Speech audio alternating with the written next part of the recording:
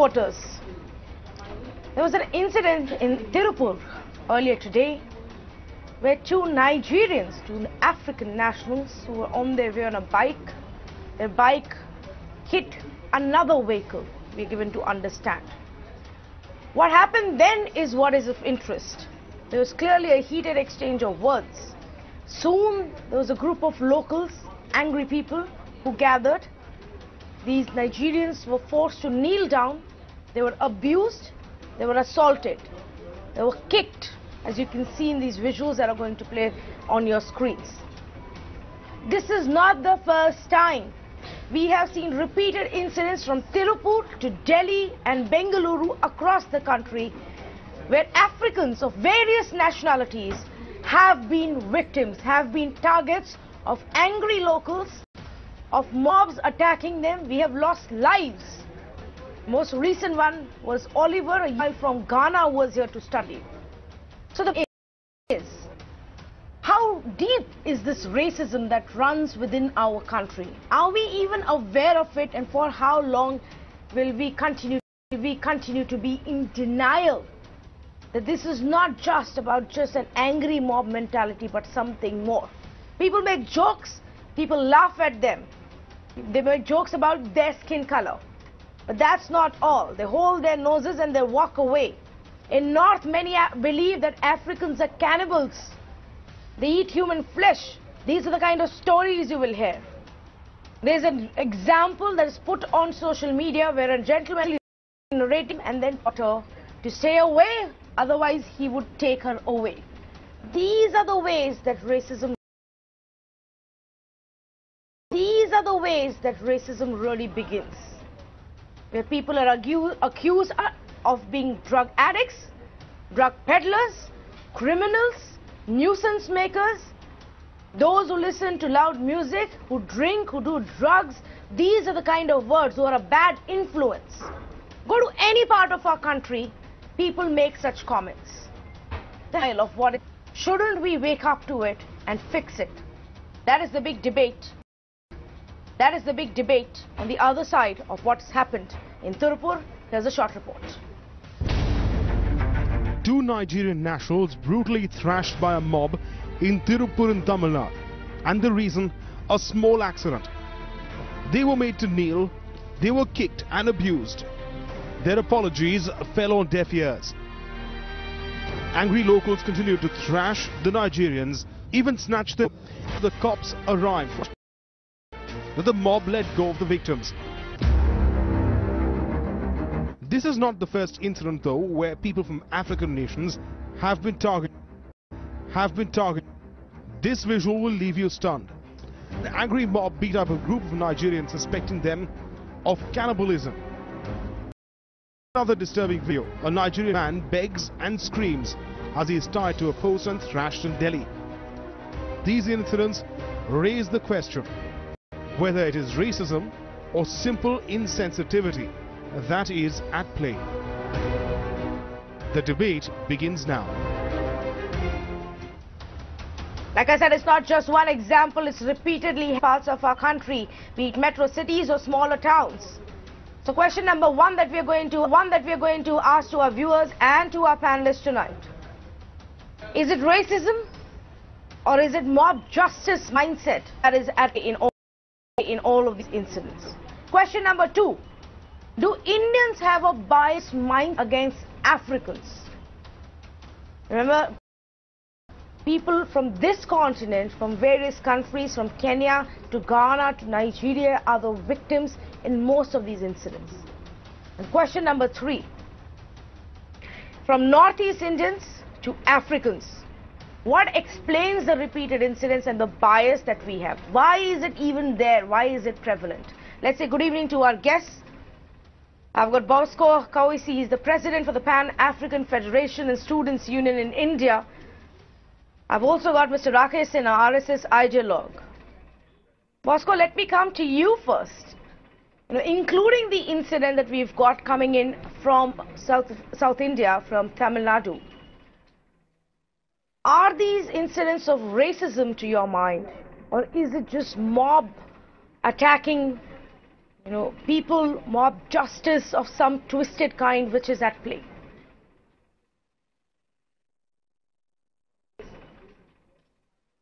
Well, thank you very much for the question.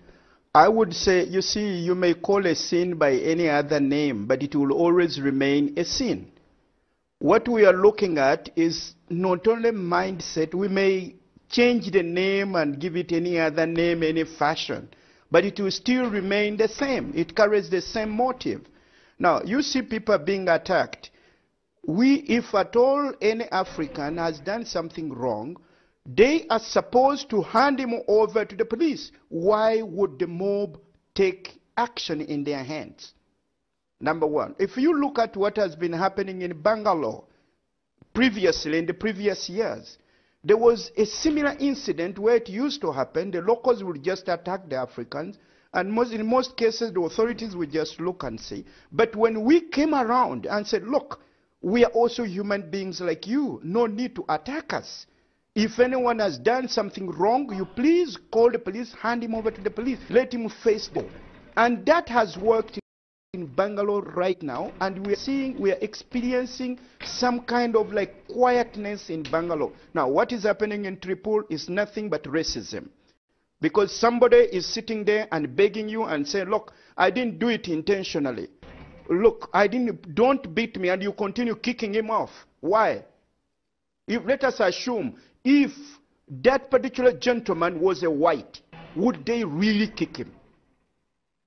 If he was a white and he had a white skin, will the mob attack him like the way they attacked Africans? The answer is no. In fact, if the white man does all this kind of thing, you will put a red carpet. We'll all put a red carpet for him, but not for the black man. So we have changed the image in Bangalore, and we really thank the police and the media for taking initiative. We have had several meetings where we created awareness, police, local people, and all the social activists. This has to be done in Tripur. Unless it is done over there, still this is going to continue. Right. And if the Indians are assaulting black people, they should remember that they are Indians in Africa, and Africans have not raised their hands against them. Right. They have not done that. And so many sons and daughters of this country are outside. Yes. But what we need a peaceful Indians environment. themselves, The local Mr. people have to be Kavesi, educated. Indians themselves, Mr. Kavesi, often complain about being victims of racism when they travel abroad. I'm not saying any specific country, but definitely where, whether it's in Europe or States, there have been numerous incidents. And so for us to then turn around and be oblivious to what's happening in our own country is completely unacceptable. But I'm glad you are saying that things are changing in Bengaluru, and perhaps that same effort now needs to be made. Can we really deny this white skin obsession and bias that may be towards others? First, let me condemn the incident which has taken place in Tripur. No one in India can support such incident, whether it happens with an African or happens with any Indian. So there is no question of supporting, endorsing, or any giving a moral or legal support to the culprits. So, and government of India or the state governments always have taken actions against those people who were engaged in beating either African or any other person in the mob violence. So it's a question, and now I'm tackling the Bosco's. He raised certain questions, and he raised the question that he presumes that Indians identify themselves with whites. No misidentify with black. You know, during the freedom movement in 1927, it was India who sent the delegation during the colonial period, anti-apartheid conference in Brussels. Jawaharlal Nehru led that delegation. So our struggle was not only against the colonialism, our struggle was also against apartheid. That is the reason there is a great friendship and understanding between Africa and India. Mahatma Gandhi was in Africa. And we have the common objective. So the incident has taken place with an African, and coincidentally he is black. That doesn't mean that it is a racism. It is a law and order issue.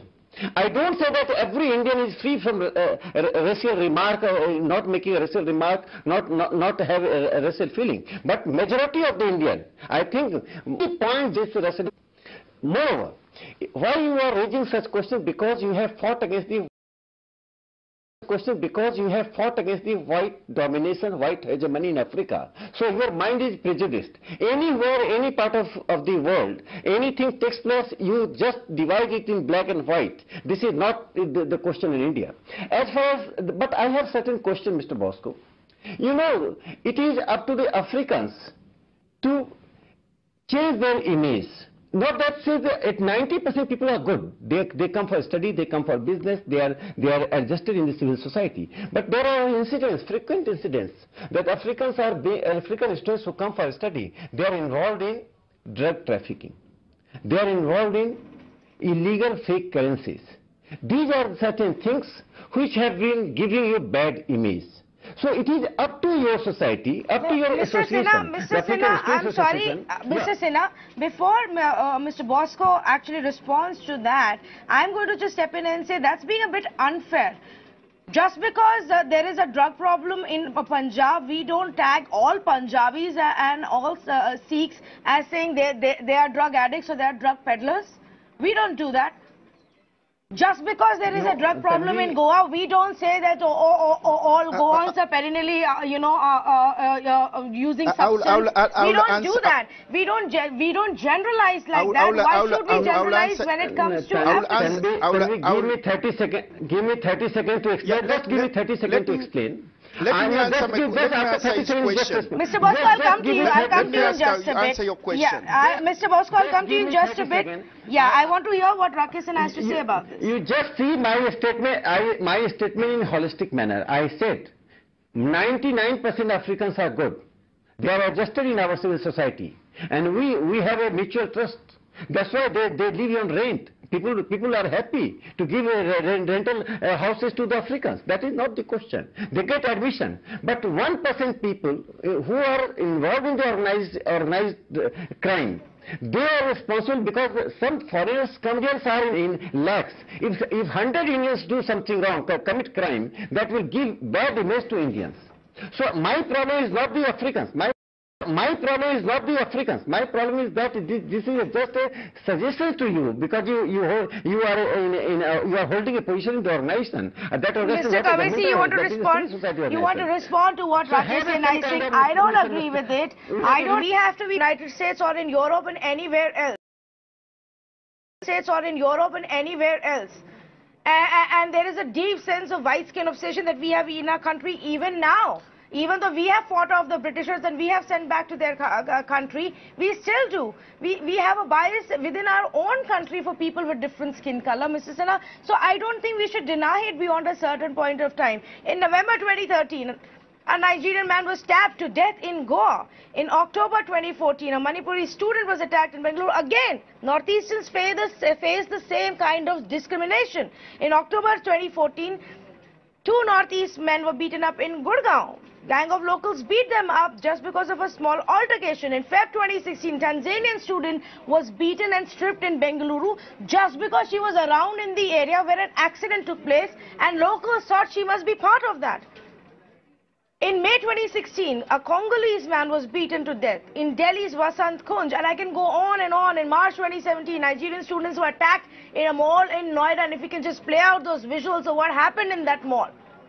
It's spine-chilling that people in those high numbers can do this to anybody. Similar incident happened in Delhi at a metro station. I don't think we can just dismiss it by saying because there is 0.5% who do something, all of them need to look at what's happening within the community. We have to look inside us and see what's happening. But to what Rakesh Sinha said, Mr. Kavesi, your response.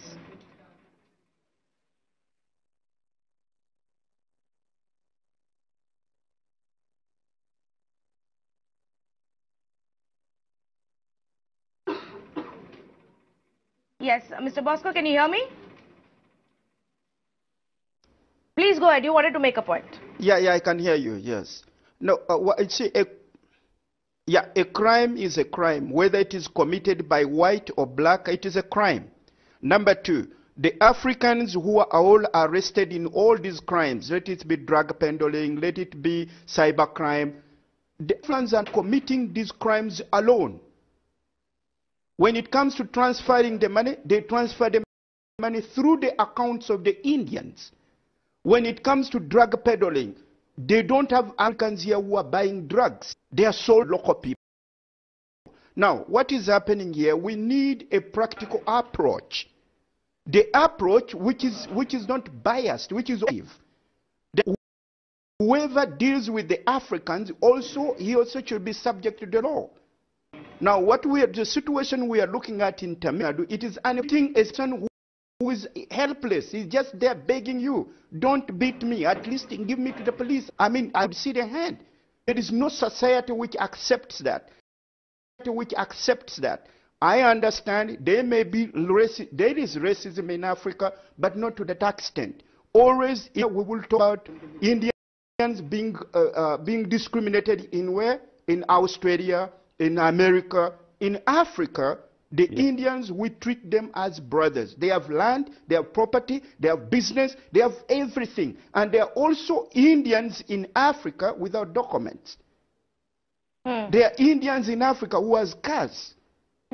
But in an African society, you picture an Indian and an Indian is begging and no one is there to help him. No one is there to help him. That you will not find. We will never accept that. All the Africans will come against that person. But what we need right now, we need a practical approach. Initiative must be developed in Tripoli. There is a problem because there is a competition. That is an area where there is a lot of factories. Africans, they bring designs from their countries and give the locals to design for them. And they go to sell outside. So what is the concept over there? Why Africans are exporting the garments here? Why Indians are not exporting the garments to Africa? That is what is the real problem over there. It has to do with economics. But what we need to understand is that Africa and India are closely. We must. No, I want to also bring in another aspect here, Mr. Kavesi. The Africans, they don't have factories here. They don't have factories here. They don't have factories if it is a law and order issue. They don't have factories which are manufacturing cocaine. Well, there are drug peddlers, they can be of any nationality, including Indians. Similarly, there are criminals, they can be of any nationality, be it Africa, be it any of the African countries, be it European, American or Indian, Mr. Rakesh Sinha. That's the other point. If it is a law and order issue, then shouldn't the larger blame be on the police authorities for failing to curb on that? Irrespective of who the criminal is. Well, no. I agree with you that I will give you an example. It is a moral and legal government. Bosco, just let me answer. It is the police should be futuristic. If there is a problem with some African students or African residents and local residents, then police should be futuristic. They should guard such things. They should arrest. They should take precautions. But I think this is the failure of the law and order machinery. And Bosco ultimately agreed that this was economic issue involved in the beating of the Africans. It was not racialism. Racialism is something different. If you are beaten because you are a black, if you are being beaten because you are African, then that is a racialism. He beats someone because of the color. At the same time, I am telling you that our God and goddesses, look, this is a history in our gene. You just see Lord Rama. He's not a white, Lord Krishna, white skin. No, we don't believe. We don't believe in the discrimination on the basis of color. There may be personal prejudices. Some people may like white, may like black issue. But actively in the collective conscience of India, racialism is missing. Racialism is absent. We don't believe in racialism. Second most important thing is that, which you also mentioned, that there should be some initiative at the societal level. both from the African organizations and also some civil society in India, so that the misgivings and misunderstanding which exist between the two people should be removed, because this misunderstanding gives a perception. You know, perception deficit is very dangerous for anyone. There can be perception deficit against me. Even if I am a good person and there is a bad perception, then I would be a victim. So it is our duty. If saying that there is a perception deficit is not blaming you. The blame goes to those who create perception. The partial blame goes to them who perception is the mutual understanding between the two, mutual initiative by the two. Besides that, law and order machinery should be more proactive, more futuristic in this regard, because this gives a bad image, and I agree that there is a great fraternity between India and Africa. There is a great on not only economics. Economics is a later phase. Indians have gone there for the business. There is a better understanding on the question of we fought against the colonialism. You supported our liberation movement. So the understanding is more rationalized rather than selfish ground. It is, we have the economic issue involved, we have the cultural issue involved, we have rationalized over the course of the freedom movement, and that's why, you know, the African icons are popular in India, Indian icons are popular in Africa. So there is no question of a big gap between the two. It is easier, it is very easy to obliterate such a misunderstanding between us and you, but there are fringe elements in every society. India has also some fringe elements. They take law and order in hands. In Ranchi, a woman was killed because she was considered witch. So there are certain problems with India. I don't say that India is free from such problems. We are fighting against such problems. Basic thing that conscience of the Indian masses is not against Africa, against the blacks. We don't believe in the black and white, which exist in Australia, which exist in European countries. They still discriminate black and white. We are against the apartheid. I agree with you. I completely agree with you. I believe that you believe in what you just said and I just said, but I'm not too sure that we can say for every other of our countrymen. Mr. Rakesh Sinha, 100 videos and examples that you can even find online. This happens around us also, around people around us. If you're walking on the street, out in a restaurant, the people say that an XYZ, a countryman or nationality are a bad influence, that they're all drug peddlers, that they will eat anything.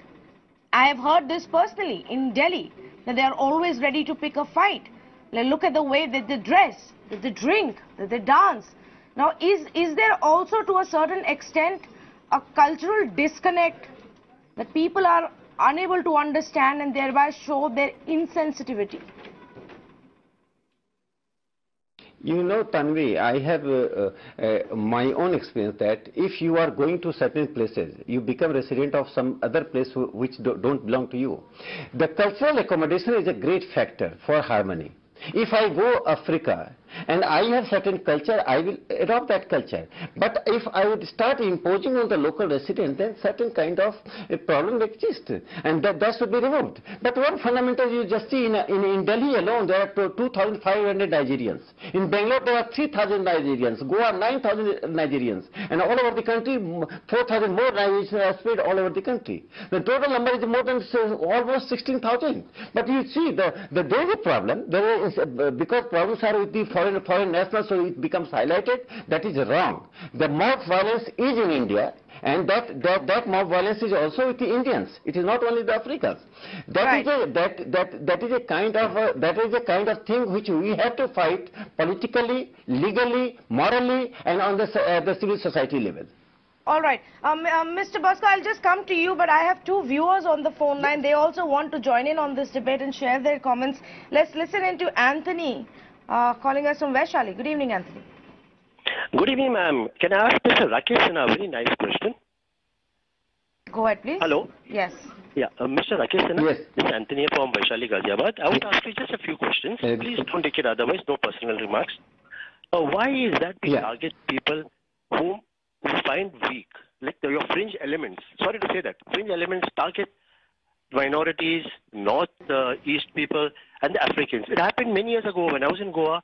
They killed an African man, and they went amok, and they were just, put them down. Then the African government, the Prime Minister, the President had to intervene and Yes. threaten the Indian government. If you don't stop this attacking Africans, we have 100,000 Africans in India, whereas in Africa there are 1 million Indians. They will ruin our Indians. Our Indian right. government will... Fair, Yeah, this is all right, point taken, Anthony. I'll go across to Mr. Sinha in just a bit to get a response. Quickly, let's also go across to Mr. G. Babu calling us from Hyderabad. Good evening. Yeah. Good evening. I would like to say first, Mr. Bosco, the Indians don't like this sort of crime. At the outside, when they are doing something against mankind, it is totally objectionable. First point. Second point, there is this instance should not be linked to the racism. They didn't solve a black. So they cannot be black against a black. This is a point. Three, he said that the white... Mr. Babu, your voice seems to be breaking a little bit. We have a bad line, but I'm just going to repeat what you said. If I got it right, you do consider also that this shouldn't be tagged as racism. Point taken. That's your view. Rakisena, do you want to respond to what Anthony was saying? Is there a tendency to target those who are maybe in minority, weak, tribals, northeasterns, or maybe people from another country? No, Anthony, this is a perception, but the fringe elements are fringe elements. And nobody should legitimize fringe elements by giving a class division or giving an ideological position to them. And if no group owns them, then they are the isolated people. They must be targeted on the basis of civil society as well as the governmental level.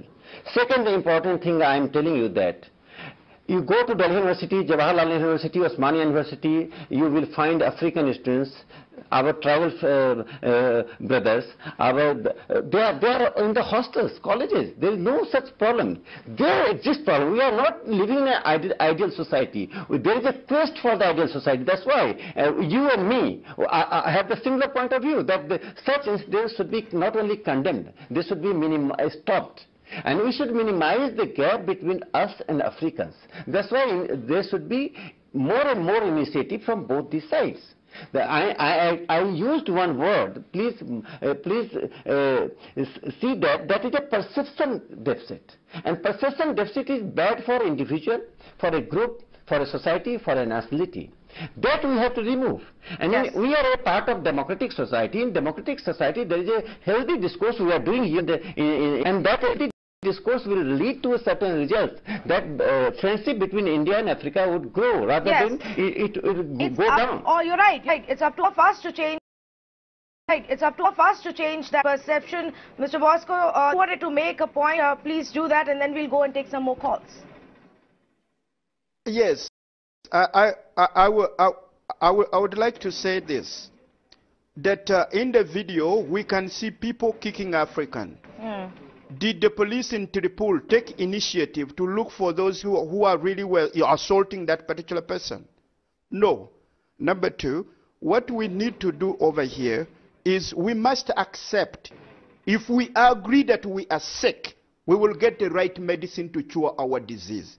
Let us be honest to our faces and believe that in the society there may be wrong elements which we need to root out. And we need a practical approach. We may use all theories, we may define all kinds of things, but let us come to the reality and face it on the wall and say, yes, there is some who may be having this kind of evil intentions and and attitude towards a particular group of people. How can we find them? We have done that in Bangalore. In Bangalore, you will find right now, if Indians assault black people, the police will arrest all the Indians.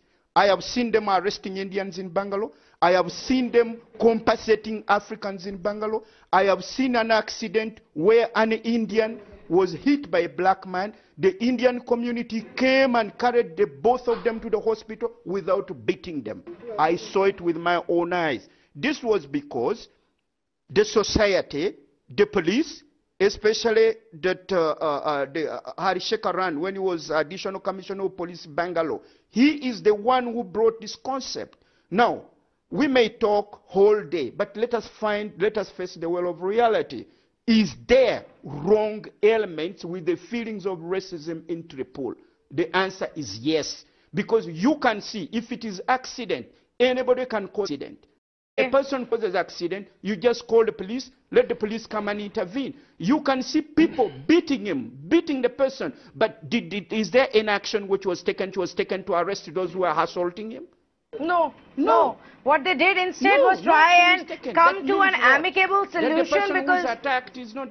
Yes, unfortunately, at least in this case, the police did come to stop this entire incident, but they forced them towards a solution rather than actually booking the people who were attacking, and that's condemnable, completely unacceptable. I think action should be taken against those cops. But let me go across to Nipun Khurana, calling us from Pune. Nipun, the last word to you. Yeah, let us say that mob had attacked an Indian. What would have happened? Yeah, effectively, I would like to say what Mr. Bosco is saying.